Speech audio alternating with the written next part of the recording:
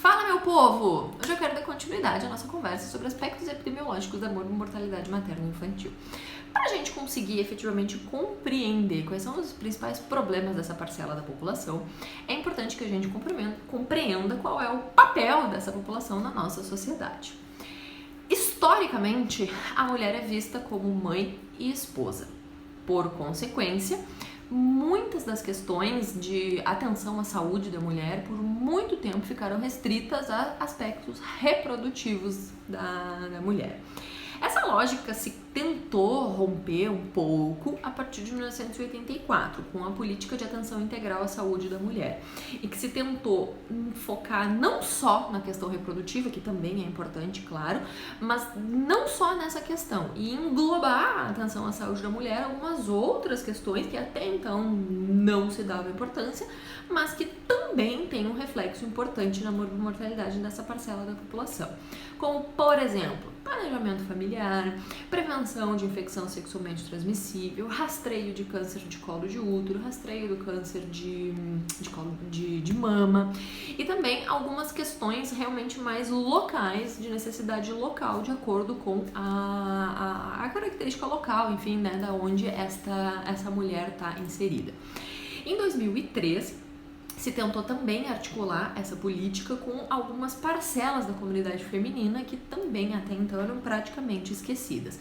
Por exemplo, a população carcerária feminina, a mulher negra, a mulher indígena, a mulher de comunidade rural e a mulher homossexual, que infelizmente também, né, todos esses grupos também vinham muito esquecidos no cuidado de atenção à saúde da mulher. Muito bem. E como que a gente monitora? Como que a gente cuida, tá? Em termos de gestão de saúde, né? Um olhar mais de coletivo. Como que a gente cuida? Como a gente monitora os aspectos de saúde materno-infantil? Basicamente, se faz uso de dois indicadores, de mortalidade infantil e de mortalidade materna. Começando pelo indicador de mortalidade infantil, que vai uma dica de ouro para vocês. Todos os indicadores de mortalidade, quando eu estudei, eu fiz do jeito burro, né? Eu decorei cada um deles. A gente não precisa fazer isso. Basta que a gente compreenda qual é o indicador de mortalidade que a gente está querendo estudar para deduzir como que a gente calcula. Exemplo, coeficiente de mortalidade geral. A gente vai pegar todos os óbitos da população e dividir por toda a população. Quando a gente quer calcular uma mortalidade específica, a gente vai pegar o óbito em específico que nós estamos querendo estudar e dividir pela população que está exposta a morrer no óbito que nós estamos estudando. Exemplo, mortalidade infantil. Se considera infantil para efeitos de mortalidade crianças de 0 a 1 ano. Então a gente vai botar no nosso numerador óbitos de crianças de 0 a 1 ano. Quem é que está exposto a morrer até 1 ano de idade? Quem nasceu vivo, né? O ideal seria que a gente conseguisse o número de crianças que a gente tem de 0 a 1 ano na nossa população. Não é tão simples assim conseguir esse número. O que mais estima o que a gente tem de população de 0 a 1 ano é o número de nascidos vivos. Então a gente vai colocar no denominador o número de nascidos vivos. E é assim que a gente calcula o nosso coeficiente de mortalidade infantil. Óbitos de 0 a 1 ano divididos por nascidos vivos. O coeficiente de mortalidade infantil, por ser um coeficiente de mortalidade precoce, é um coeficiente relativamente evitável, tá? Muitas causas são evitáveis e quanto menor o coeficiente de mortalidade infantil, mais se estima melhores condições de saúde dessa população.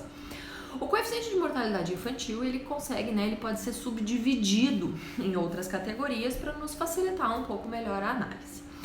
Uma dessas categorias é o coeficiente de mortalidade neonatal, que é de 0 a 28 dias, né? Que é o conceito de neonato. A gente divide também pelo número de nascidos vivos.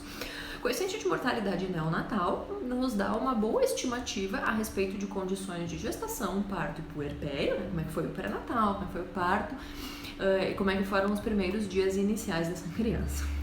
E por consequência, né, também nos estima acesso a serviços de saúde.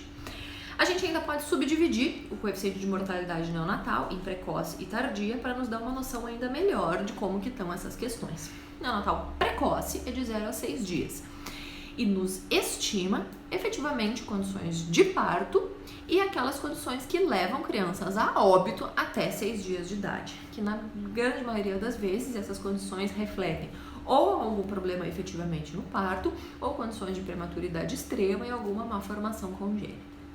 Já o coeficiente neonatal tardio, que é de 7 dias a 28 dias, tem menos influência, questão de parto, tá? E tem mais influência a questão de imunização, de saneamento, de muscularidade materna e de efetivo acessos a serviços de saúde. Usualmente uma criança com uma formação congênita ou que tem uma prematuridade extrema, se vier a óbito, tende a ir a óbito nos 6 primeiros dias de vida, né? Quem passou dos 6 primeiros dias, né, dos 7 a 28, tende, né, se for a óbito, ir por algumas outras causas, por exemplo, causas que são imunizáveis. Por consequência, como gestor de saúde, se a gente tivesse que escolher o que eu prefiro, mortalidade neonatal precoce ou neonatal tardia, é melhor ter um coeficiente neonatal precoce maior e um tardio menor, porque usualmente aquelas causas que a gente não consegue agir tanto, por exemplo, uma formação congênita, estão dentro do neonatal precoce. O neonatal tardio costuma funcionar, né, costuma ser causas mais preveníveis e que com acesso, condição de saúde melhor, a gente consiga atuar um pouquinho melhor. Uma outra subdivisão do coeficiente de mortalidade infantil que a gente tem é o pós-neonatal, que é de 28 dias a 1 ano de vida. E esse sim, de todos os coeficientes de mortalidade infantil que nós temos, esse é o pior deles. Porque o que leva crianças a óbito entre 1 mês e 1 ano de vida? Na grande maioria das vezes é infecção respiratória, infecção intestinal, desnutrição e coisas que são extremamente preveníveis. Tá? Então, o coeficiente de mortalidade neonatal o coeficiente de mortalidade pós-neonatal, sem dúvida nenhuma, é o pior coeficiente que a gente tem que trabalhar bastante para tentar diminuir. Trabalhar como? Melhorar gestação, parto, puerpério, melhorar a condição de saúde da mãe, porque a mãe, por ser a cuidadora, tradicionalmente a cuidadora familiar, tende a propagar as medidas de saúde ao longo de toda a família, inclusive para o bebê. Tá? E melhorar também condições de acesso à saúde, de imunização, de saneamento, que tudo isso tende a diminuir o coeficiente de mortalidade pós-neonatal. Além disso, a gente ainda tem um outro coeficiente de mortalidade infantil, que é o perinatal.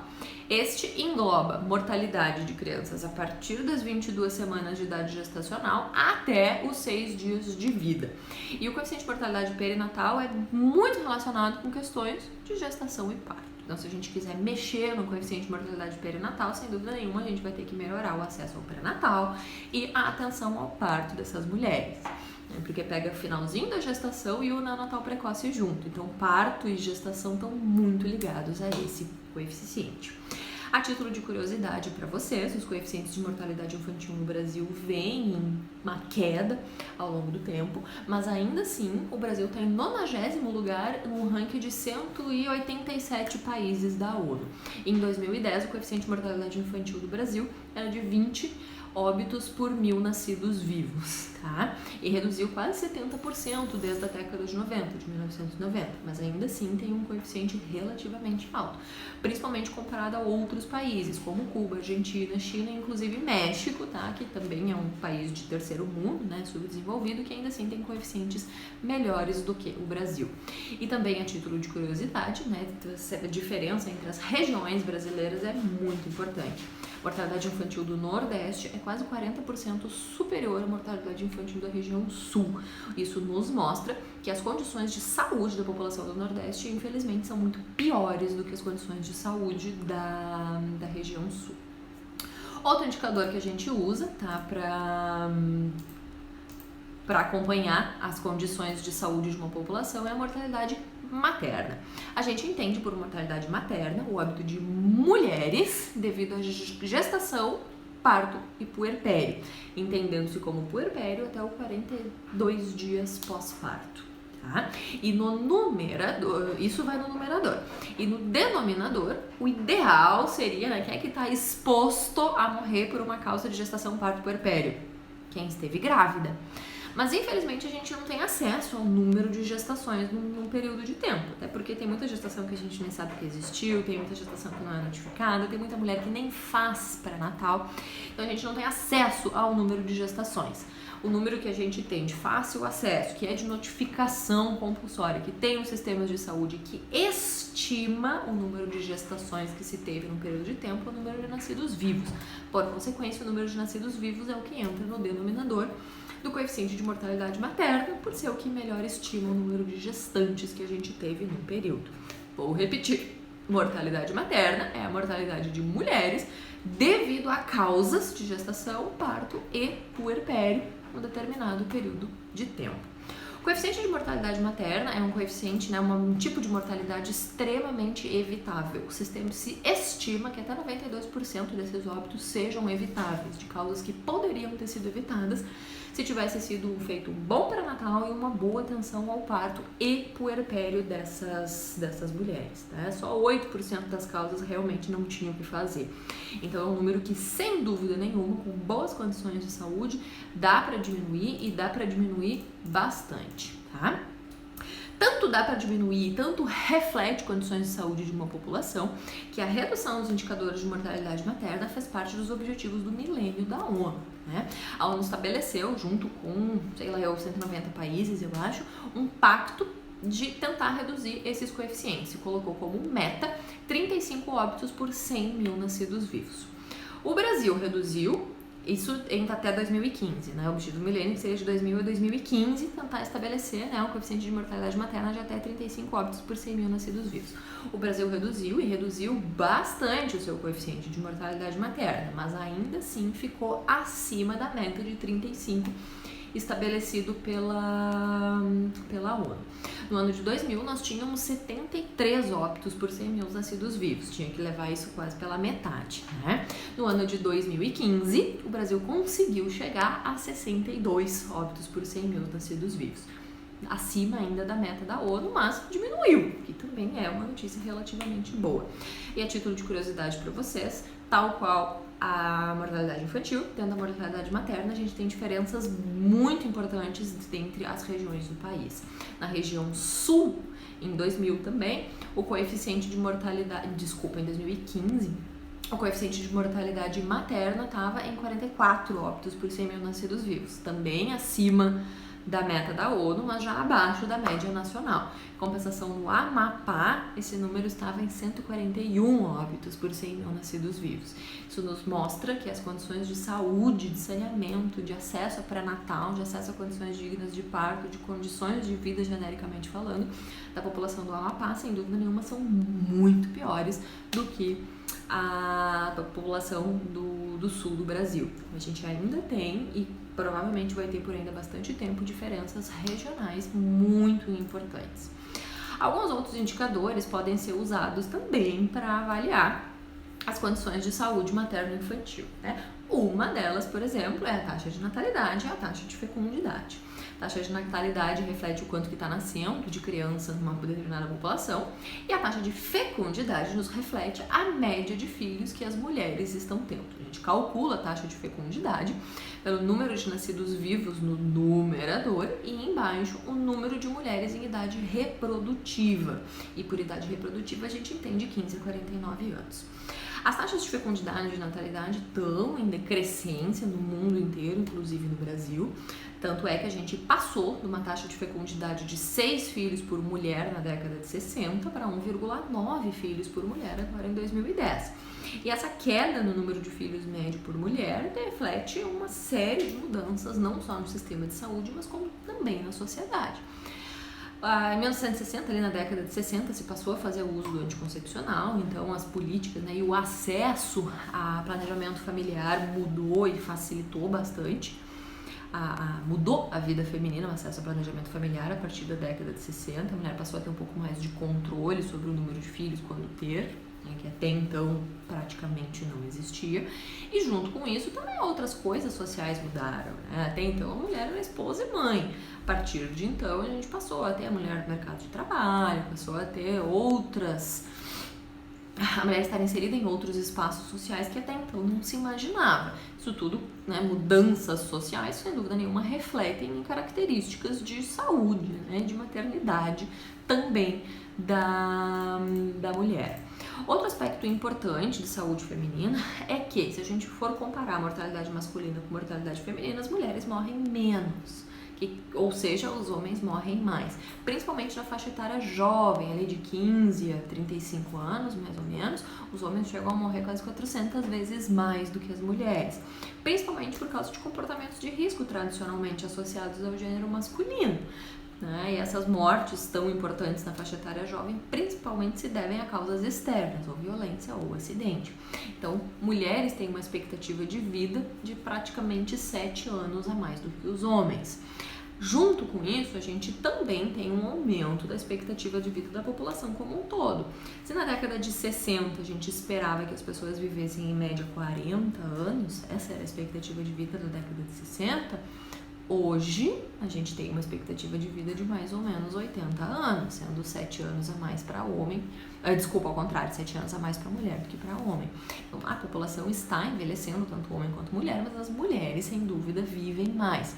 Então é muito mais fácil a gente encontrar uma avó do que um vô. Claro que existem avós, avós, mas existem muito mais avós. Por consequência, a gente, como médico, também tem que estar preparado para lidar com outras questões de saúde feminina que o médico lá na década de 60 não ia precisar, que é, por exemplo, a menopausa. As pessoas viviam em média até os 40 anos, a gente não vai ter praticamente menopausa. Hoje, a gente tem mulheres vivendo até os 80 e muito mais mulher do que homem. Então, a gente vai ter muita mulher na menopausa e por muito mais tempo na menopausa, que são coisas que a gente também tem que aprender a lidar e aprender a cuidar dessas mulheres na menopausa, tá? Fugindo um pouco da lógica exclusivamente reprodutiva, porque a gente tem muitas mulheres não só em fase reprodutiva. Então, para resumir, né, os principais desafios que a gente tem como profissional de saúde frente ao cuidado da população materno-infantil começam, claro, pelas questões reprodutivas, gestação, parto, puerpério, um bom acesso ao pré-natal, boas condições de parto, uma atenção mais cuidadosa no próprio puerpério, mas não é só isso, tem uma série de outras coisas que a gente tem que também cuidar. Por exemplo, a oferta de planejamento familiar adequada àquela situação, tá? O manejo do climatério, né, da menopausa, que até então isso não era um problema, agora cada vez mais vai ser comum a gente ver mulheres na menopausa, e também o acesso a populações tradicionalmente desfavorecidas e sem acesso a serviços de saúde, como por exemplo as mulheres da zona rural, mulher negra, mulher indígena, mulher da população carcerária e também a mulher homossexual, que os estudos mostram que ela também é muito negligenciada nos serviços de saúde, e a gente acaba tendo que ter um cuidado mais especial com essa população.